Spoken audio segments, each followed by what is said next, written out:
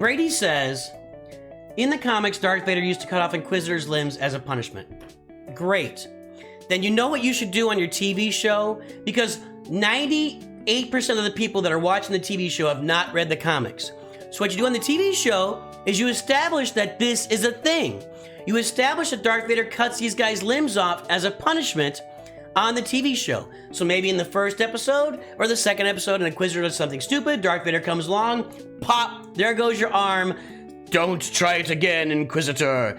But for some reason, Disney thinks they don't have to establish anything on these shows, that they can just rely on people having watched old shows or read comic books or read books and just accept that what's going on is true. That is inaccurate and it's wrong, and it's making Disney not appeal. Disney Star Wars is not appealing to a broader audience. Disney is making Star Wars and trying to appeal to a narrow audience, a narrow group of fans. Now, I'm not saying that there's anything wrong with a group of fans that has watched Rebels or watched Clone Wars or reads the comic books. I think that's great. Reads the books. That's tremendous. I think everybody should absorb as much Star Wars content as they want and appreciate all they want. But if you're making a TV show or you're making a movie or you're putting together new content for Star Wars of any kind, then what should be happening is you need to build up the story within the framework of that story. So you need to establish Thrawn more in the show.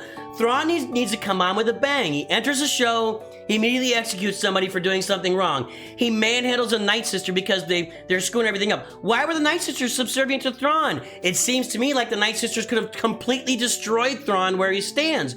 Give me a reason why I should believe in these characters on the shows.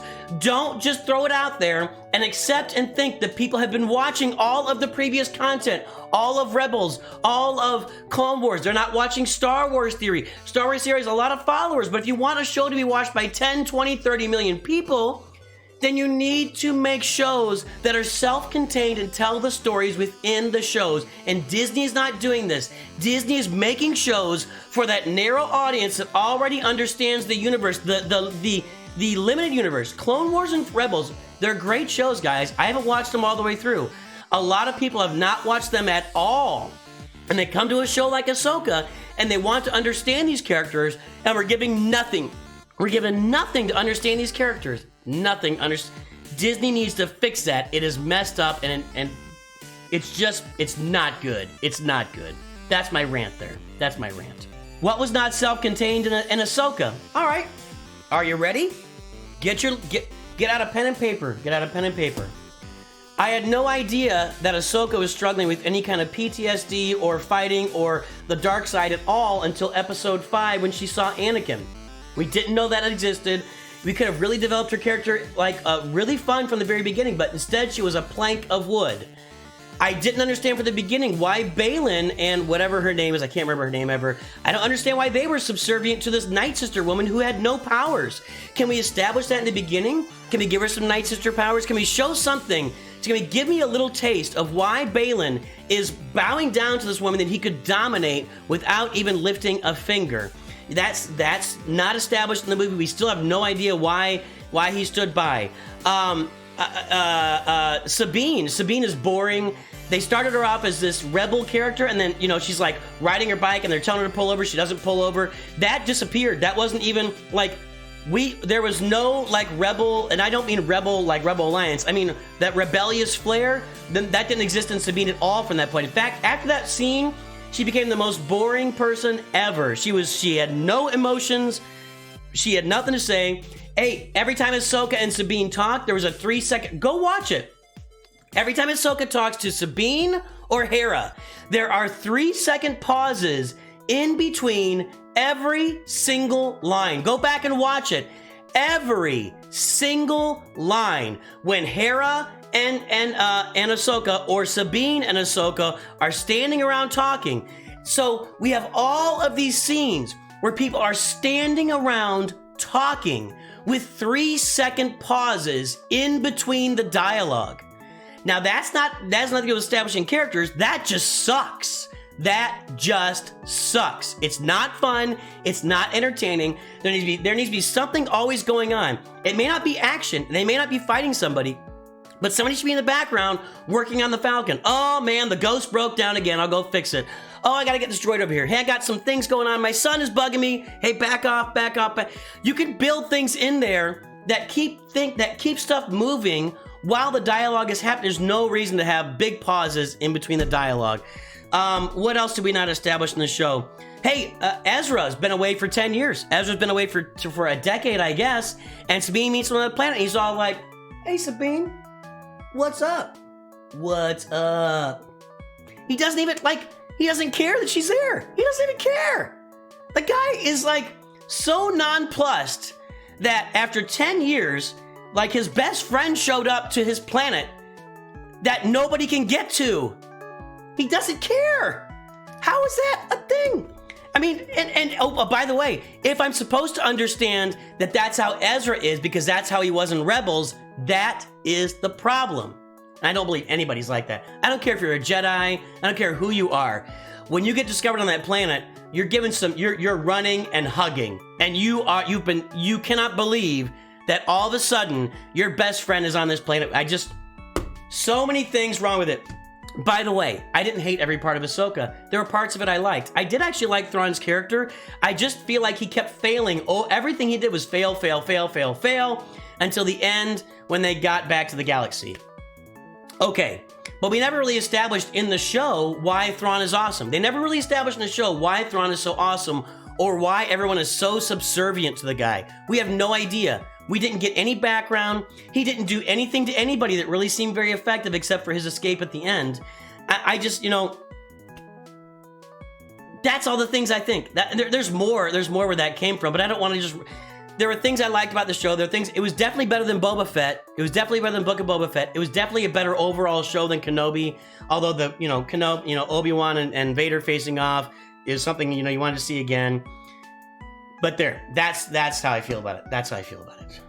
You learned he's laid back and chill. You learned that he doesn't care. Ken, I want Ezra to act like a human being. And if he doesn't act like a human being, I want them to explain it within the context of the story why he doesn't. There's no explanation. There's just no explanation. I can't think of one human being I know who would be marooned in a distant galaxy that no one else is able to ever reach. He lives with the different people. He learns their language. He learns their customs. He's resigned himself to saying, I'm going to live with this different people my whole life. And out of the blue, 10 years later, his best friend shows up. And he's chill. You would, if you want that to be a thing, you would have to watch Rebels to make that happen. It makes no sense. No human behaves like that. He didn't care. He did not care. He did not care. So, anyway. That's how I feel about it. Well, if you went... Okay, Kate. So here's my other part. There's two types of Star Wars fans now. There's Star Wars fans like me who are used to having a story that contains itself, that explains what it's doing, a well-told story that, I don't have to watch 25 other shows to understand, okay? There's that, and I'm not saying I'm right. I'm just saying I'm annoyed, okay? I could be completely wrong about this. But there's fans like me. Then there are fans, and again, if this is your jam, fine, but it's just not me.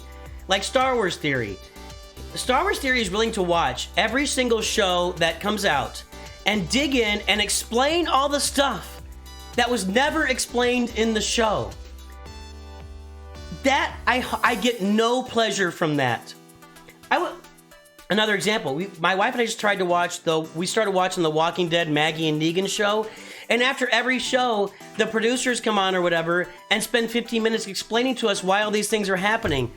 Just make a good show. Make a show that explains what's happening within the context of the show. Make a show that explains what's happening within the context of the show. I shouldn't need 20 other shows to explain how this show works. So, should the baby Ahsoka in episode 5 have been the actual Ahsoka? That didn't bother me. She was young Ahsoka. They're going to cast somebody that's young. That didn't bother me. Exactly what Scurry just said. You can watch Andor without having seen Rogue One and really enjoy the show in the context of the show. So, yeah, I agree. There was no emotion. Why did I care that Ahsoka was battling against Morgan? I didn't care. I couldn't have. I don't know why anybody had any fear of Morgan Le Fay ever in the show, and I have no idea why anybody... I don't know why anybody would have followed Morgan Le Fay anywhere, ever. She had nothing. She had no charisma, she was not interesting, the character was boring. I don't know why there was so many... I don't know why Dave Filoni put so much boring stuff in the show.